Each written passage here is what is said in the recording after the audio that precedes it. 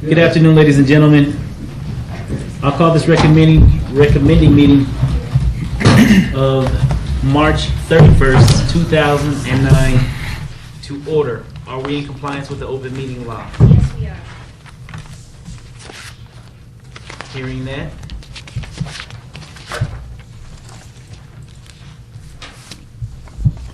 This meeting has been posted in various locations throughout the city. We'll move to our first order of business, which is bill number 2009. Abeyance item authorizes the administrative issuance of temporary business license for privileged businesses, sponsored by Councilman Steve Wolfson. Is there anyone here from staff that will be speaking on this item? Yes, Councilman Barlow and Councilman Steinman, Jim DiFiore, Manager of Business Services. At the last recommending committee meeting, we asked that this be held in abeyance because we had a need to make some amendments in this First Amendment, and that was to take the reflexology, the ice cream trucks, and the mobile food vendors out of the scheme of the administrative temporary licenses. And the reason for that is because at the present time, all three of those categories are issued permanent licenses on an administrative level. What the original bill was going to do was create a scenario where those three categories would be issued an administrative temporary license, then would be issued an extension of those temporary licenses by the City Council, but that would come back to the administrative level for issuance of a permanent license. And we just didn't see that would be consistent with how our licensing process works. So the First Amendment that's been prepared by Val would remove those from the approval of an extension of the temporary license by the City Council, and would keep those licenses both at a temporary level and a permanent license level with the administrative portion, and that would be the Director of Finance and Business Services. Do we want to talk about the... Yeah, I think, for the record, Mark Vincent, acting Deputy City Manager. I'm glad no one answered that question. Jim and I were just talking a little while ago about a bill that we have coming up that's looking at addressing some fee enhancements for special services, not a general fee increase, but a fee increase for certain things that we do. And one of the things we've been talking about, and I'll let Jim present this, but what we've been talking about is the idea of, oftentimes we get people that want fast track and they want a temporary license, which means we do the scope background check, and we make sure that there's nothing in their criminal or legal background that gives us any concern, but we can't get the full Metro investigation, which includes financial background as well, done maybe for 2, 3, 6 months. But this would then allow us to get them placed quickly if their scope is clean and there's no areas of concern that we have, for a fee. Because typically what happens, and Jim can address this better than I can, typically what happens is when we get those kinds of calls, it's drop everything, speed it up, and it takes a priority. And we feel that that probably ought to pay a premium. If they want to get a temporary license quickly as they can, perhaps they should pay a premium for that. Cheyenne, Because 215, right? Correct. Exactly. Yeah.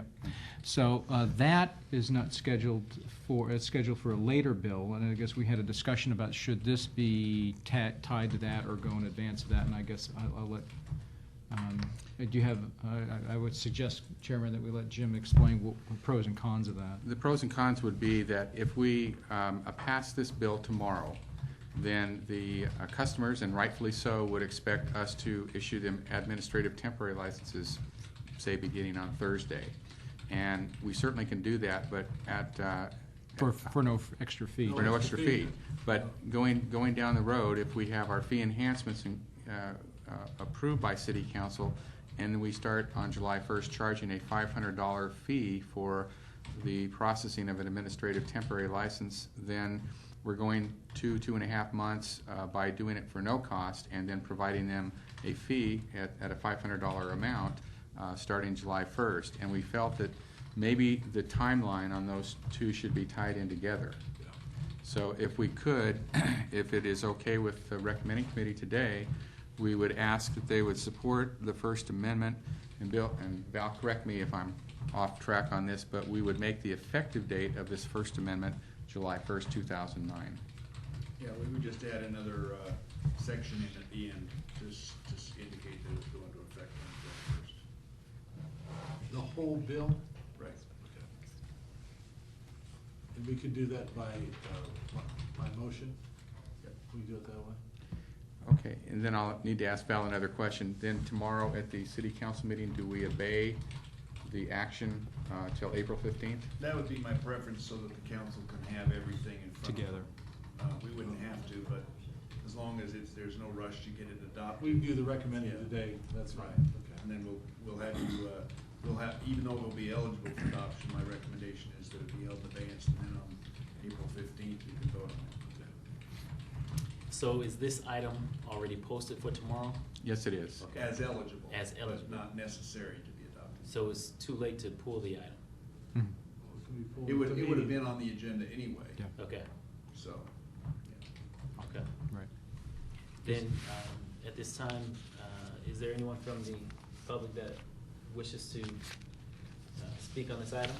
Hearing none, seeing none, Councilman Steinman. I'll make a motion to send bill number 2009-9 to city council with a recommendation for pass with an amendment to make it effective on July 1, 2009.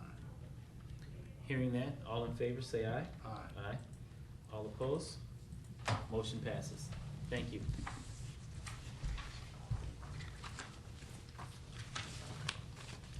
Next item is bill number 2009-12. I apologize. Okay. Bill 2099-12 amends the Town Center Development Standards Manual relating to the approval process and standards for car washes, sponsored by Councilman Stephen D. Ross. At this time, this item is open, and is there anyone from staff that will be speaking on this item? It looks like it's me Okay. today. And you are? I am not the lovely Margot Wheeler, if that's what you were wondering. This bill is to correct an error when the Service Commercial and Employment Commercial Mixed Use Districts of Town Center were adopted.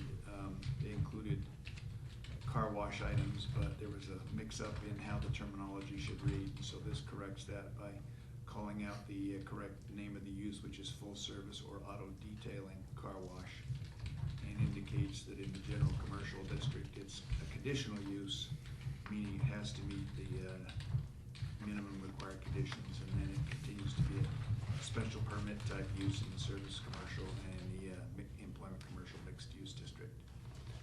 Recommend approval. Okay, hearing that, is there anyone This is- from the public wishing to be heard on this item? Hearing none, seeing none, Councilman Steinman. Is it conditional use, but it has to be done by special use permit, Well, right? those are, the conditional use means you can do it as long as you meet the standards. You don't need, You don't need you a don't need special use council permit? approval. Right. Oh, really? Yeah. And so it's been permitted, if you'll notice, Is that a good idea? It's been permitted. Car washes administratively? That's the biggest issue we always had was car washes. if you look at the bill, it's going from permitted to conditional. So right now, they can do it no matter what. And in the general commercial, they will be having to come forward to staff and making sure that they meet the minimum requirements. If they don't meet the minimum requirements, they have to get a special use Yeah, permit. under SC and EC, it still needs an SUP. Right. That didn't change. These are always giant issues because of noise and neighbors. And what we're doing is we're really taking that out of the planning commission and city council level and allowing the administrative to go, well, Well, it's already there. It's already out of your level. But if you would like to hold this in abeyance until planning can be here to justify why they're not changing it the way you'd like it to be changed, that's fine with me. well, if Margaret was here, she'd remember some of the things we've been through. with these things, and they get a little contentious sometimes. And most of them seem to be up against a wall with a house on this other side of it.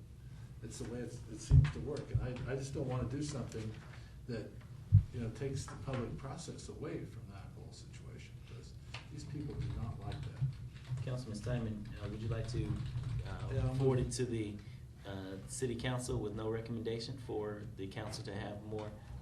Oh. Here she is. If Yes, you would like perfect. to hold on. Perfect. Would I you- was about ready would you to please kill approach the this microphone? thing. Right. You were not. I was, What? I was. Would you please? Which one? The 12. car wash. 12. Oh, Bill number Oh, 2009-12. Yes. Margaret Wheeler, Planning and Development. In the special areas such as Town Center, there will be, in the Arts District is another one, where there are actually uses designated rather than just development standards. That is usually the case.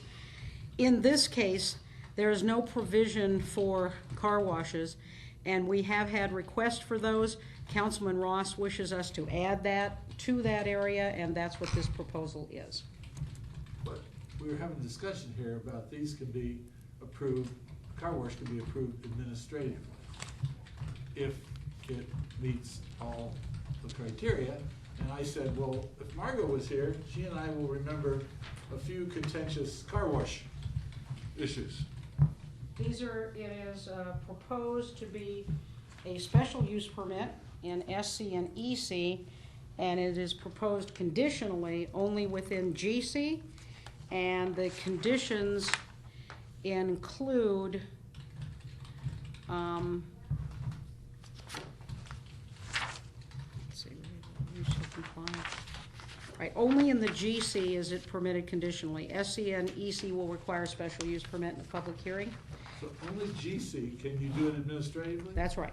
And that still will then go to the council office for review within 10 days. If they wish to appeal it, then it was required to have a special use permit. Give me a location where might do something like this, and there's no neighbors within hundreds of yards. In town center, that's what you have. You have That's what those we're- large parcels where conceivably on a corner where you have a shopping center around it, That I can see. and that's the But example. you can have a GC that backs up to some residential or apartments.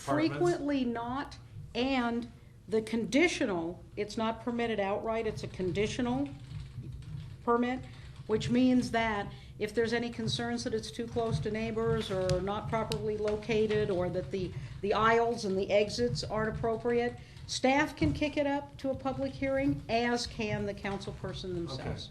Okay. Both. And so it's Ward 6 person this affects? That's correct. Okay. That's all right. correct. It's only town center.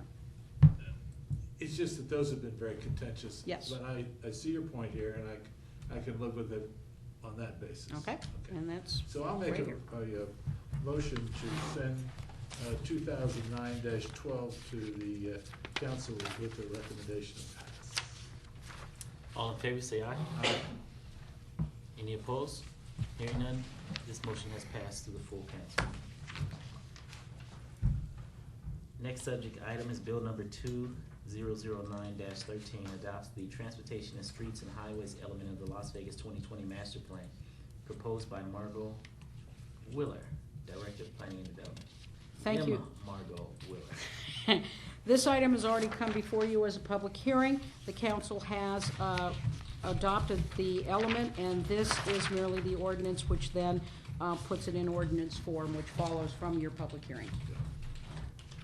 Is there anyone from the public wishing to speak on this item?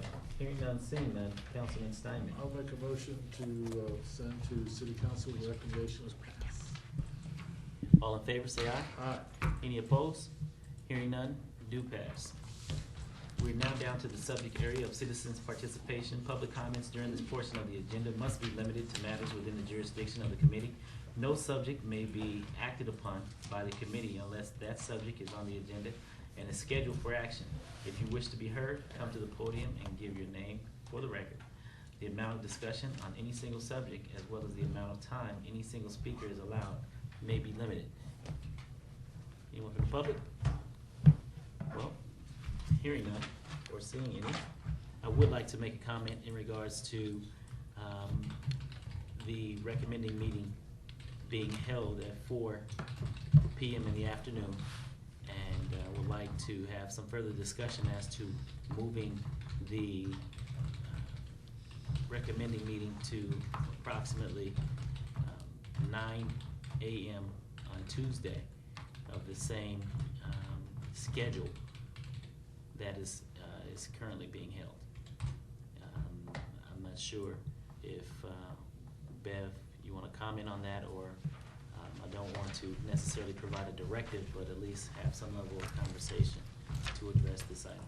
Beverly Bridges, City Clerk.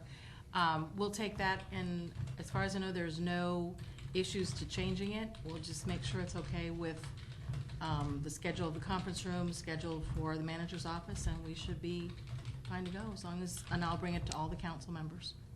Okay. Okay. Councilman Simon? I concur, totally. I think it would be better Thank for the you. late day schedule. Okay? We'll be Okay. happy to work on that for you. Well, thank you for that. No problem. At this time, this meeting is adjourned. Okay, thank you.